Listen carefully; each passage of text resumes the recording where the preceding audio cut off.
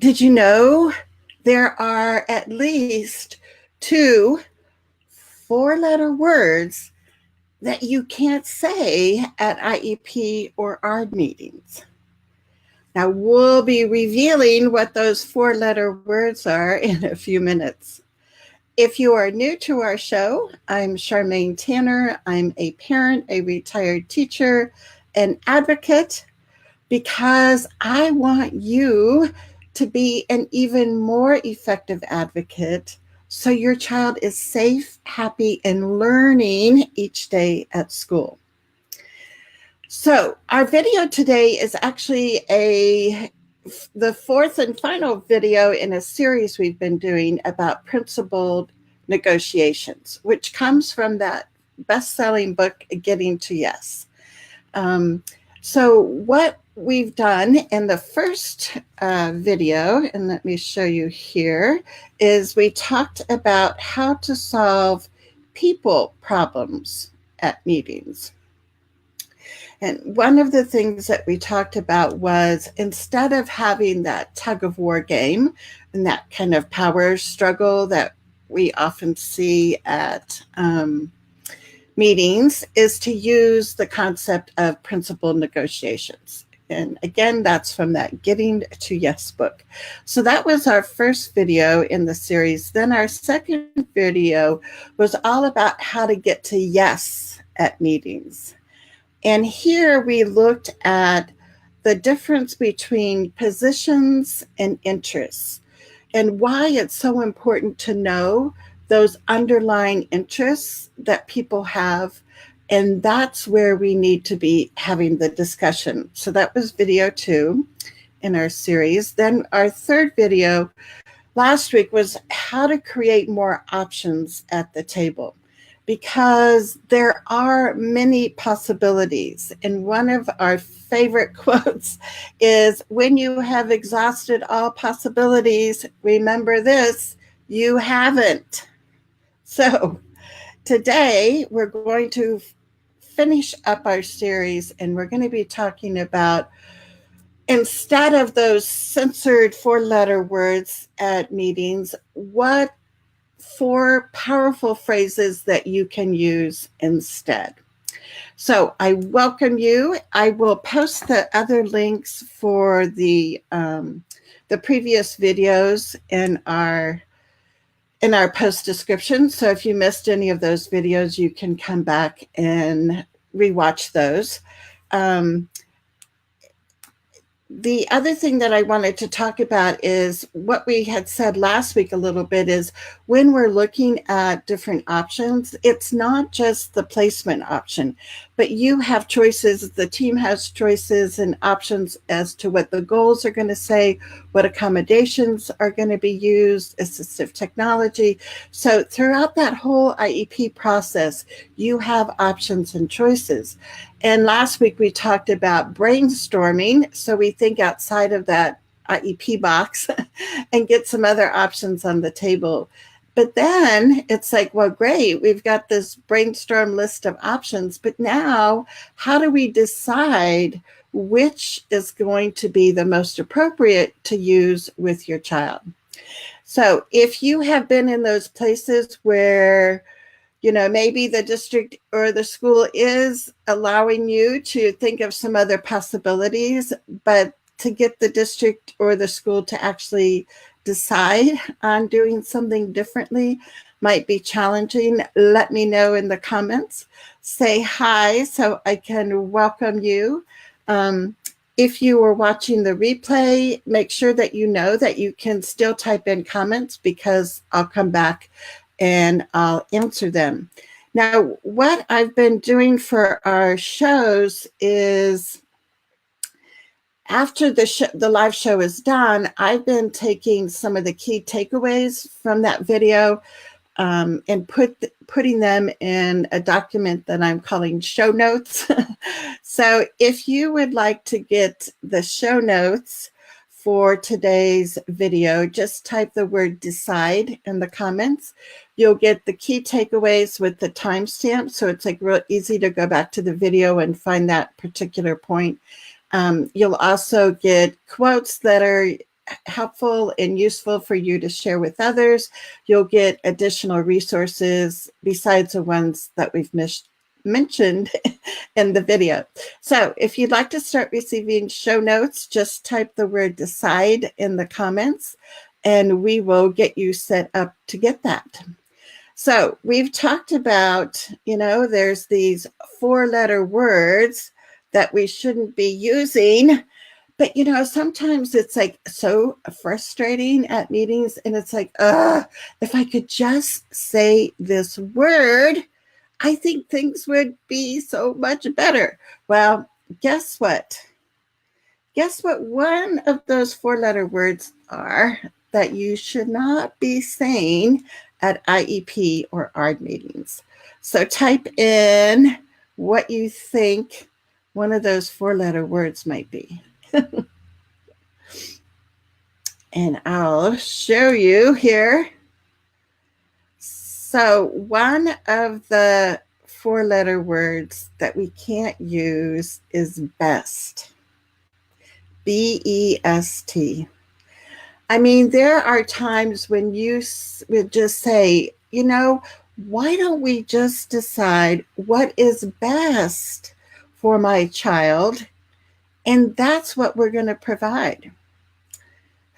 Well, unfortunately, we have laws that say we don't really care about what's best for your child. We only care what's appropriate for your child.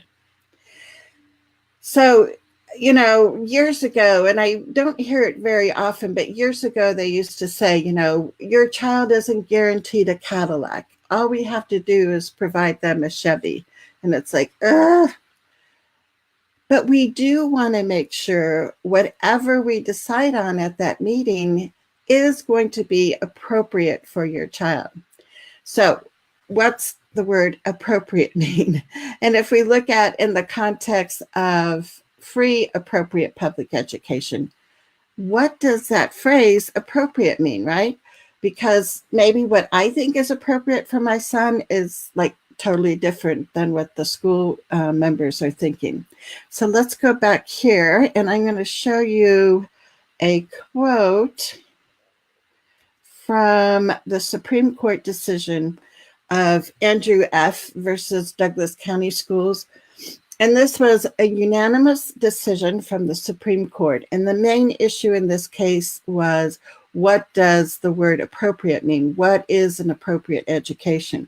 So if you look at this quote from Chief Justice Roberts, who wrote the opinion, he says, to meet its substantive obligation under the IDEA, a school must offer an IEP reasonably calculated to enable the child to make progress appropriate in light of the child's circumstances. So that is from the Supreme Court decision, which means that this applies to everyone in our country. However, if you live in some parts of the country, you might have some state court cases that even give you kind of a higher bar to reach than appropriate in light of your child's circumstances. So even though we have the Supreme Court decision, you still need to know what your circuit courts in your region have decided, because like I said, the bar might be even higher than the Supreme Court decision for you. But for sure, everyone at least has to have this IEP that is connected with your child's unique circumstances. So when I look at my son or, a family that I'm working with as an advocate and their child, one of the first things I want to know is what their strengths and interests are. So if you are with us live, oops, somebody says they can't hear or see anything. Oh dear. So Becky is saying she can't see or hear. Can you guys see? because I see some people are writing the word decide in, so I'm thinking that they can hear, or at least they can see. So let me know. Becky, you might have to sign back out. I'm not sure why she's not seeing us. If one of you could type in the comments for Becky and ask her to like refresh her computer or her phone and see if that will work so she can get back on with us. And so what we want to look at, instead of saying what's best for my child, we're going to say what's appropriate for my child, and we're going to base that on their strengths and interests, because that's going to help keep your kid engaged and motivated at school. And that's going to help us when we look down the road for placement, and especially if you're trying to, persuade your district for your child to be included in general ed classes. If we have a well-developed strengths and interests section of the IEP, we can go back when we're looking at placement decisions and say, we know that my child is really motivated when they're with typical peers. They do so much better when they've got these role models to look at. So if we're looking at more of a self-contained placement, is that going to really tap into my child's strengths or interests? Now, the other thing that you can look at, instead of saying what you want is the best, when we're looking at appropriate for your child, is to look at the needs. And this is where you want to be really specific. So the needs are near the beginning of the meeting, but you've got to be thinking about, at the end of the meeting, we're going to be talking about placement. So I want to build my case now in this needs section. So if we use the example that your child needs to be with typical age peers, we're going to have statements like that in the needs section. And we're going to say, my son needs typical age peers for communication models. My son or daughter needs to engage in the typical reading group in order to hear fluent readers.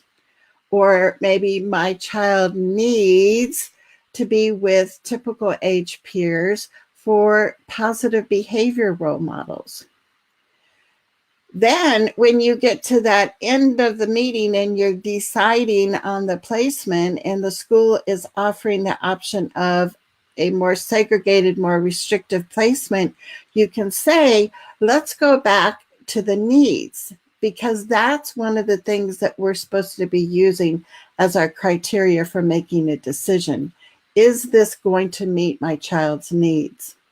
And when you say, look at all these things that we talked about as to why they need to be with typical age peers, your suggestion of the self-contained classroom doesn't meet my child's needs. So let me hear from you if this is making sense. Lissa's with us. So, hey, Lissa, I'm glad that you were able to join us live. My computer, something seems to be hitting a little slow. Andrea says yes, that she can see and hear. So good. So maybe Becky will re-sign on and get back with us. So anyway, we were talking about, instead of using the word best, which is one of those 4-letter words, instead we want to talk about strengths and interests. We want to talk about the child's needs. Now, the other 4-letter word that you can't say at IEP or ARD meetings is the word want. And again, the law doesn't care what you want as a parent. The law only cares about what your child needs. And that's what the school district is accountable for, is to meet your child's needs. So if you have a tendency to be at IEP meetings and say this 4-letter word want, try to switch your brain and instead say need. So I'll give you an example. Instead of saying, I want my child to be in the Spanish elective class, say, my child needs to be able to get their foreign language credit. So one of the classes we're looking at is Spanish. So just changing that word from want to need can make a huge difference when you're having discussions at your IEP meetings. So let's look at some other things that you can talk about. You can also base your decision-making on what does research-based practice say.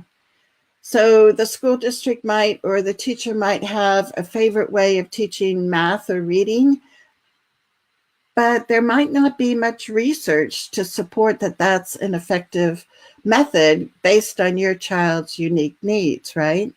So one of the websites that I wanted to share with you, and let me see if I can share my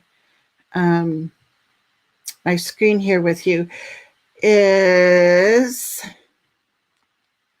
let's see. I'm going to go to the website.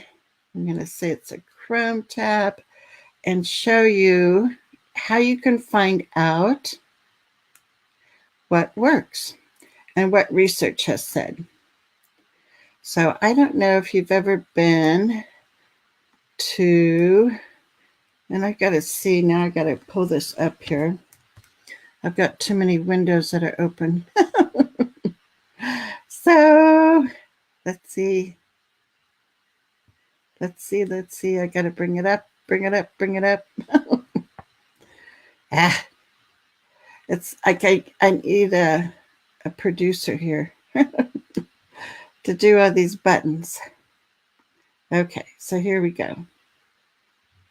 So this is called Find What Works. And this is a clearinghouse of all kinds of research about different academic subjects, and it even has some information on behavior, charter schools.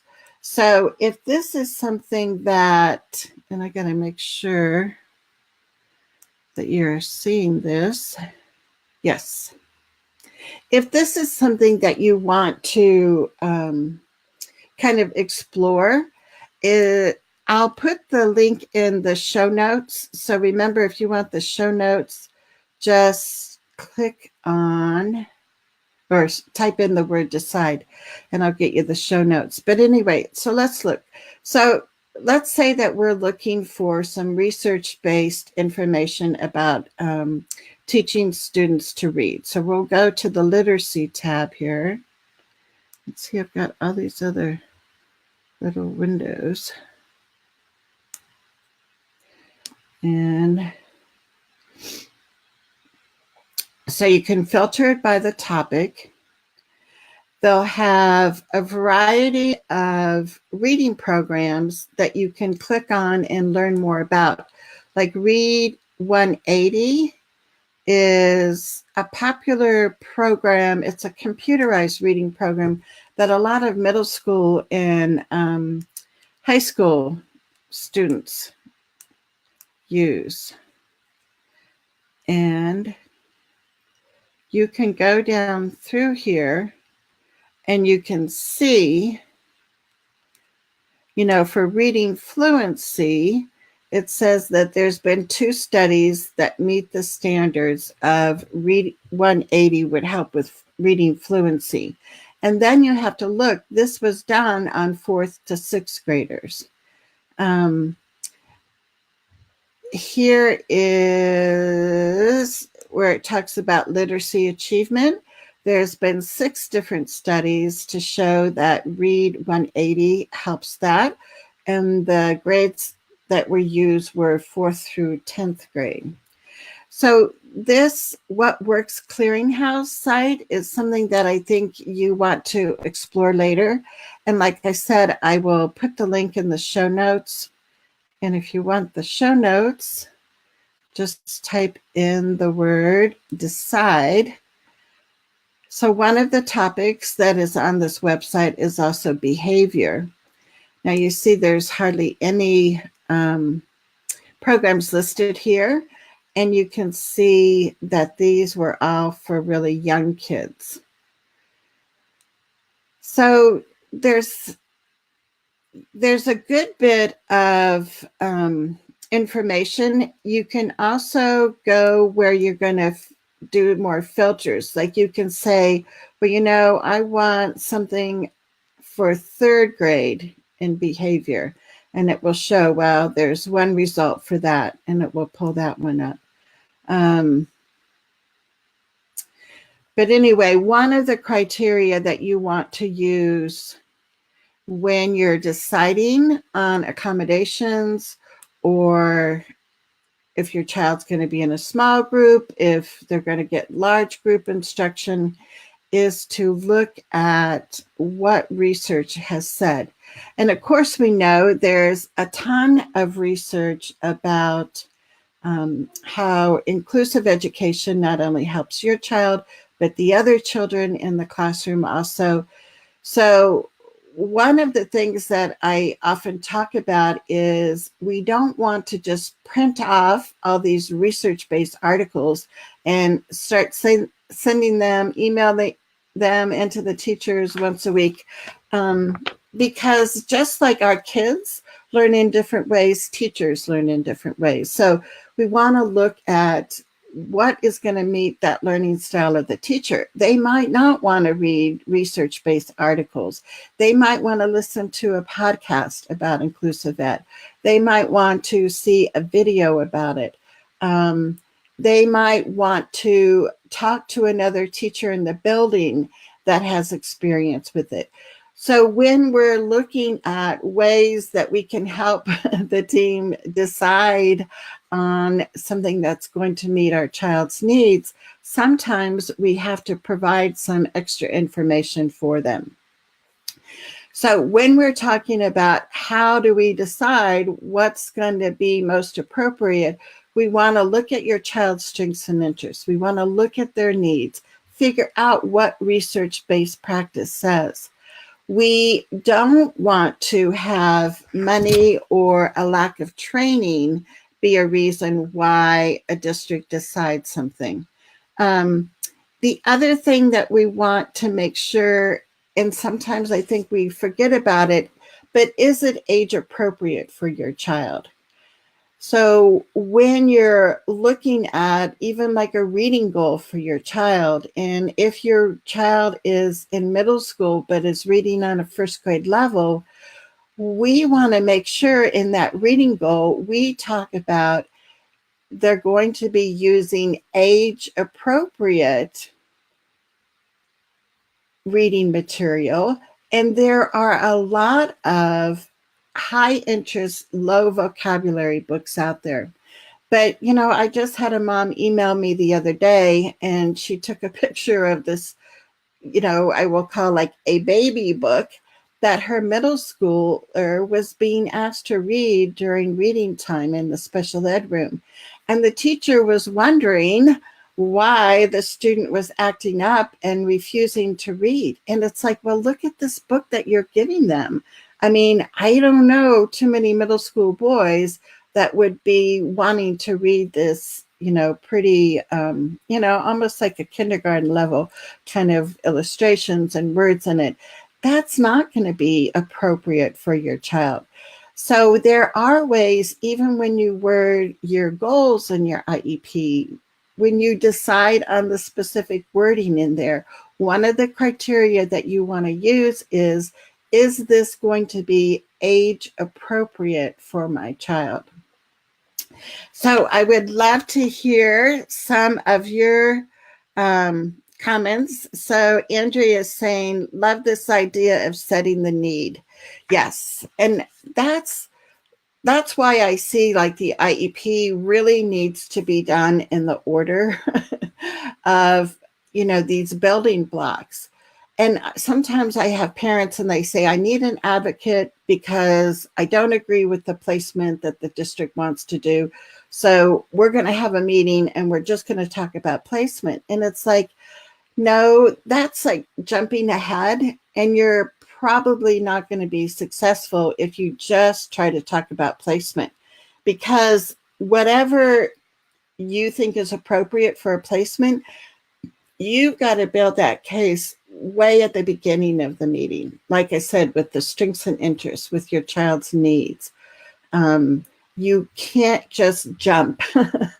So all along, even in like the accommodations section, you want to be thinking about, if your child's a visual learner, then you want to look at a lot of visual accommodations in there. If your child is more of an auditory learner, you want to look at more auditory accommodations. So depending on what your child's strengths is, what their needs are, that needs to dictate what happens and what gets, actually written in your child's IEP.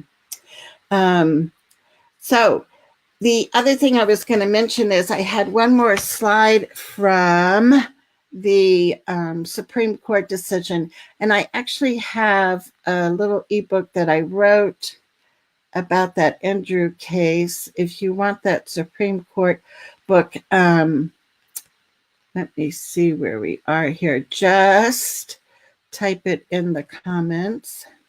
Let me see. I don't know if I can bring this up. For some reason, my computer is not kind of cooperating today here. So let's see if we can go to solo. And I'm going to change to the next quote. So again, this comes from Chief Justice Roberts, and he says, a student offered an educational program providing merely more than de minimis progress from year to year can hardly be said to have been offered an education at all. So again, this comes from an ebook I wrote about the Andrew F. Court decision. If you'd like that, just let me know in the comments and I can give you the link to that ebook. But what we need to be looking at is, when we're in IEP and ARD meetings, we need to be making sure that the bar is high enough, that there's expectations that our children are going to be learning. And we can't just settle for this minimum standard, because that's not going to be fair to our kids, because they are so many times much more competent than the teachers give them credit for. Do you find that true? Have you had teachers for your kids that like don't expect them to learn much? Or have you seen IEPs where the same goal is kind of cut and pasted into the new IEP? That's not what we want to be seeing. So even though we can't use four-letter words like best and want, we can use longer words like appropriate. We have a definition of that from the Supreme Court decision. We can look at our child's strengths, interests, needs. We can look at what's going to be age appropriate for our kids. And when we're deciding on the wording in IEPs, we need to use those as our criteria for what decision we're going to make. So I hope this has been helpful. Like I said, this is the fourth and final video in our series about principled negotiations. I will put the links in for the first video about solving people problems, the second video about getting to yes, which is all about knowing the difference between positions that people take and their underlying interests. Last week, we had the live show about creating more options when you're in meetings. And then today is how we decide, that criteria that we use. And Lissa from Idaho says, Charmaine, love this. Let's see if I can get it to show. Thank you. Using appropriate wording is so important. It is. It makes like this huge difference. And making sure that that specific appropriate wording is really written in the IEP and not just verbally discussed is the next point, right? You've got to make sure that it appears in writing in your IEP. So we are here every Thursday at noon Mountain Time. I will be back next Thursday. I hope you will enjoy